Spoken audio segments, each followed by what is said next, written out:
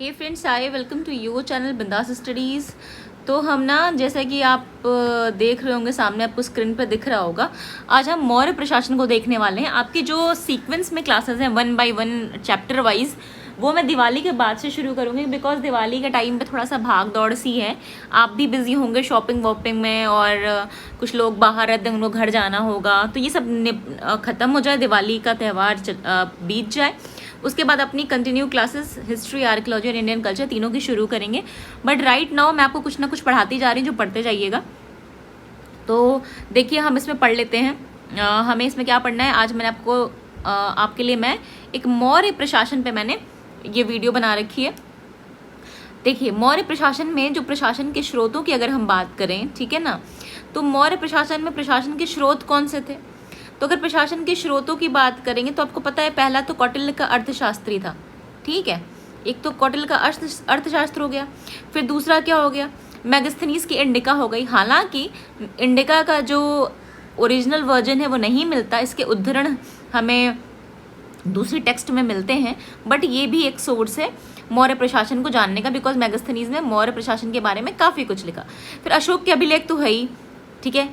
उस अशोक के अभिलेख से तो हमें बहुत कुछ पता चलता है। उसका कहते हैं ना, उस टाइम का क्या प्रशासन रहा होगा, कैसी अर्थव्यवस्था रही होगी, समाज कैसे संचालित होता होगा, सब पता चलता है हमें, है ना। तो अशोक के अभिलेख हो गए। चौथा हो गया रुद्रदामन का जूनागढ़ अभिलेख। रुद्रदामन के जूनागढ़ अभिलेख से भी हमें मौर्य प्रशासन के स्रोतों का पता चलता है। तो केंद्र, देखिए, अब हमें बात किसकी केंद्र की कर रहे हैं कि मतलब मौर्य प्रशासन में, ठीक है, मौर्य प्रशासन का,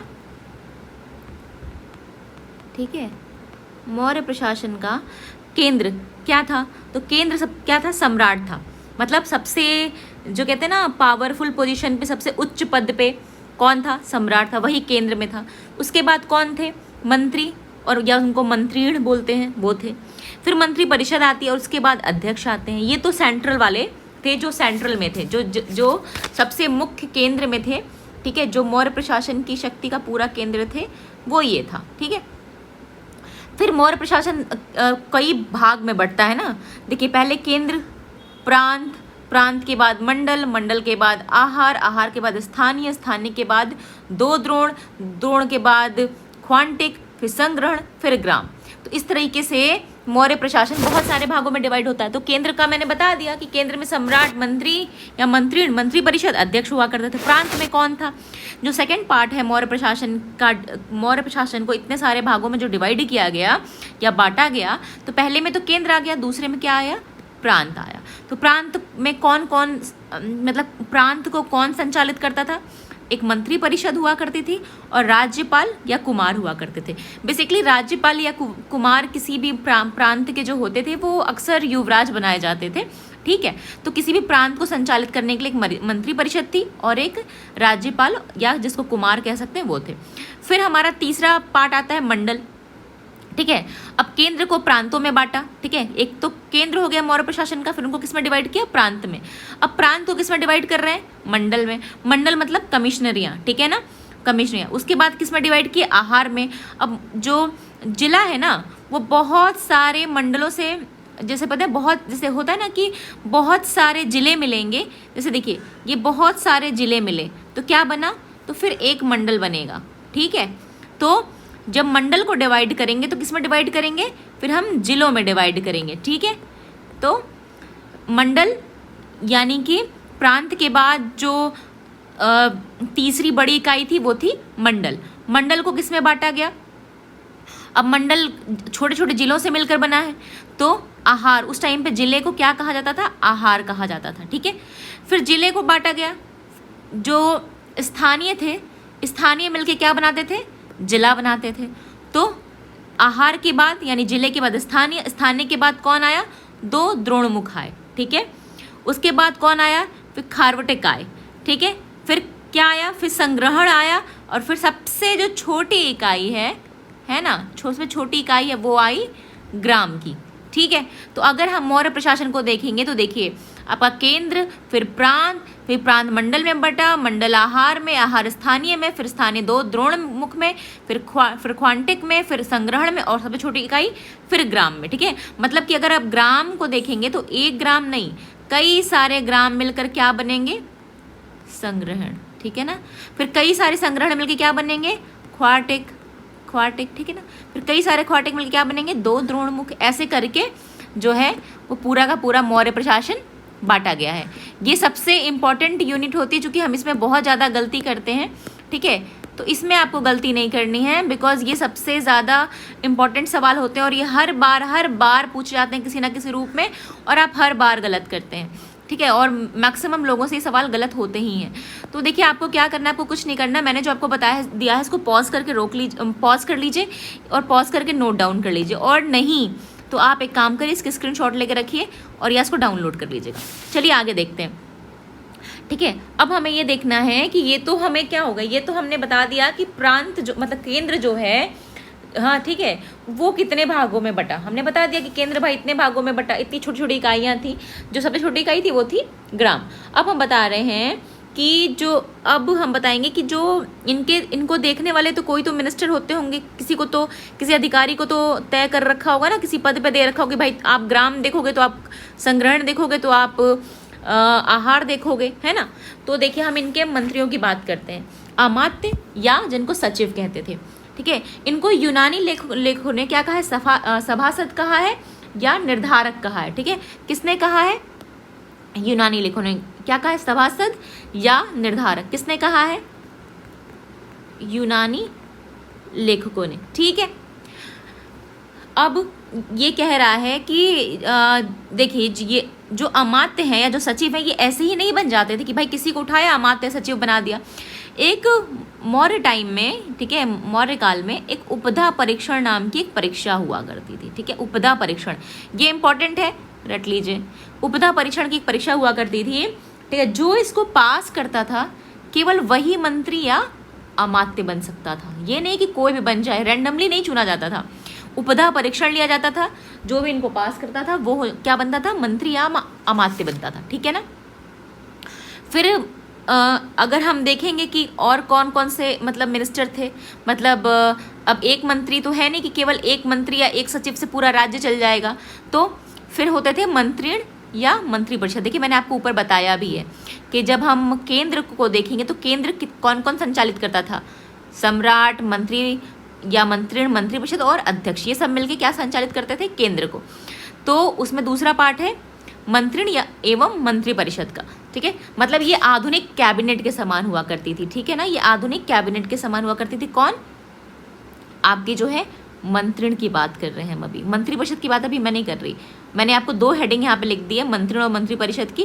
तो अभी मैं बात करूँ केवल मंत्रीण की। जैसे आज की कैबिनेट हुआ करती है ना, एक कैबिनेट में सारे जो मेन मिनिस्टर हैं, जैसे शिक्षा मंत्री, ठीक है, हमारे कोयला मंत्री, रेल मंत्री, ठीक है।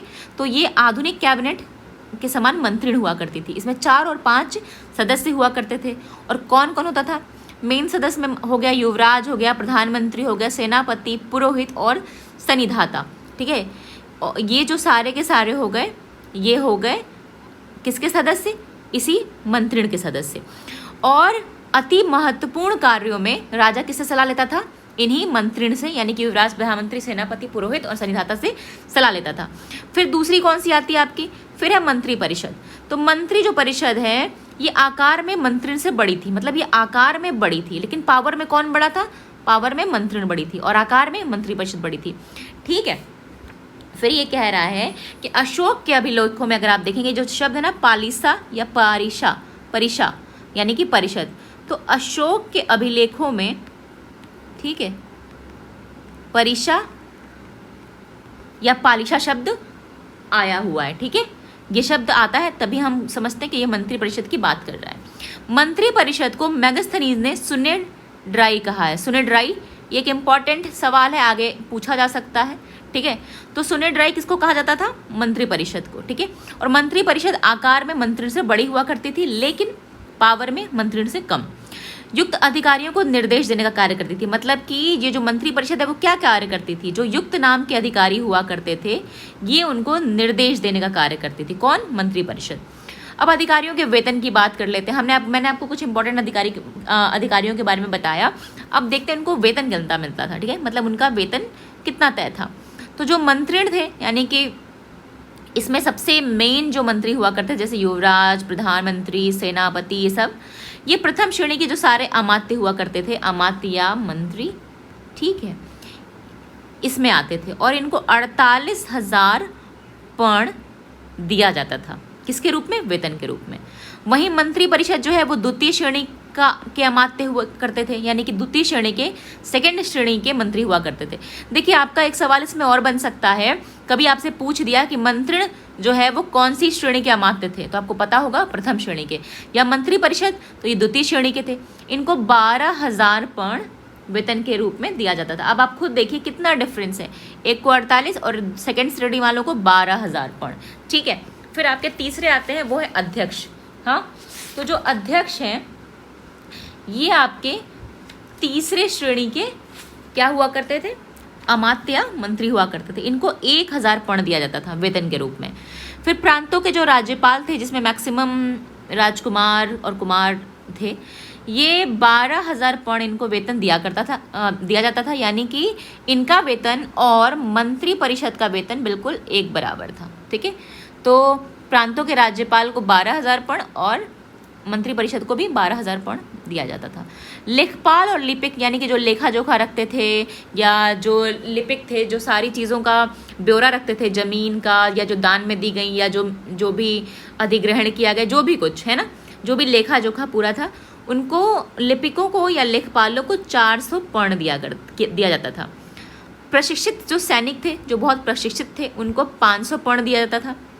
और सबसे नीचे का जो अधिकारी था, नीचे का मतलब यहाँ पे पद से है, ठीक है ना, कुल से मत ले लीजिएगा। यहाँ पे जो सबसे नीचे के पद का अधिकारी था उसको 60 पर्ण मिलता था। और अर्थशास्त्र में 10 पर्ण व इससे भी नीचे के वेतन का भी उल्लेख है। मतलब 10 पर्ण से भी नीचे कुछ ऐसे लोग भी हुआ करते थे जो मौर्य प्रशासन में काम करते थे, जिनको 10 पर्ण या उससे भी कम का वेतन दिया जाता था। विभाग जो थे, जैसे विभाग है ना, डिपार्टमेंट, जिसको इंग्लिश में विभाग को क्या कहा जाता है? डिपार्टमेंट कहा जाता है ना। तो जो डिपार्टमेंट थे, यानी डिपार्टमेंट्स थे, उनको क्या कहा जाता था मौर्य काल में? इनको तीर्थ कहा जाता था। क्या कहा जाता था? तीर्थ। कौटिल्य इनकी संख्या कितनी बताता है? मतलब इन डिपार्टमेंट्स की संख्या कौटिल्य ने 18 बताई है, ठीक है। जो तीर्थ या मतलब तीर्थ को महामात्र भी कहा जाता था। उच्च स्तर के कर्मचारी हुआ करते थे, मतलब जो तीर्थ या महामात्र थे वो उच्च स्तर के कर्मचारी थे, ठीक है, बड़े पद वाले। देखिए नोट में मैंने लिखा है अमात्य का उल्लेख किसमें नहीं है? अशोक के अभिलेखों में, ठीक है, अशोक के अभिलेखों में अमात्य का उल्लेख नहीं मिलेगा, ठीक है। और सर्वोच्च अधिकारी का नाम क्या मिलता है? महामात्र मिलता है। तो अमात्य आपको मिल जाएगा कौटिल्य के अर्थशास्त्र में, लेकिन अगर आप अभिलेखों की बात करेंगे तो अशोक के अभिलेखों में अमात्य जैसा कोई शब्द नहीं आएगा, बल्कि महामात्र आएगा, ठीक है ना। 18 तीर्थ, जिसको मैंने अभी बताया कि कौटिल्य ने बताया कि इनकी संख्या यानी डिपार्टमेंट्स की संख्या 18 थी। तो उस कौन कौन थे वो डिपार्टमेंट किसके अंदर? तो देखिए मैंने नाम लिख दिया है। पहला जो तीर्थ या डिपार्टमेंट था वो था प्रधानमंत्री और पुरोहित, यानी जो अधिकारी थे, ठीक है ना। विभागों को तीर्थ कहा जाता था और इनकी संख्या 18, ठीक है ना। तो पहले में आके प्रधानमंत्री और पुरोहित हो गए, दूसरे में युवराज हो गया, तीसरे में सेनापति, चौथे में सन्निधाता, पांचवें में समाहर्ता, फिर आपके छठे में व्यवहारिक, फिर सातवां प्रतिष्ठा, फिर आठवें में मंत्री परिषाध्यक्ष, यानी जो मंत्री परिषद का जो अध्यक्ष हुआ करता था, फिर दंडपाल आएंगे, फिर दुर्गपाल, फिर नागरक, फिर आटविक, फिर कर्मांतिक, फिर नायक, फिर द्वारिक, फिर अंतवासनिक, अंतपाल और प्राशस्ता, ठीक है। ये 18 वो तीर्थ थे जिनका उल्लेख कौन करता है? अर्थशास्त्र में कौटिल्य करते हैं। और ये कौन कौन हुआ करते थे और इनके कार्य क्या थे, ये मैं आपको नेक्स्ट वीडियो में बताऊंगी, बिकॉज ये वीडियो बहुत लंबा हो जाएगा, ठीक है। तो इसको लेके आपका जो सवाल हो मुझसे पूछ लीजिएगा। और मैंने आपको जो आज बताया ना, ये बहुत इंपॉर्टेंट है, ये मैक्सिमम जगह पूछा जाता है, मैक्सिमम जगह, ठीक है। तो इसको बिल्कुल गलत मत करिएगा, देख लीजिएगा। सी यू देन, टेक केयर।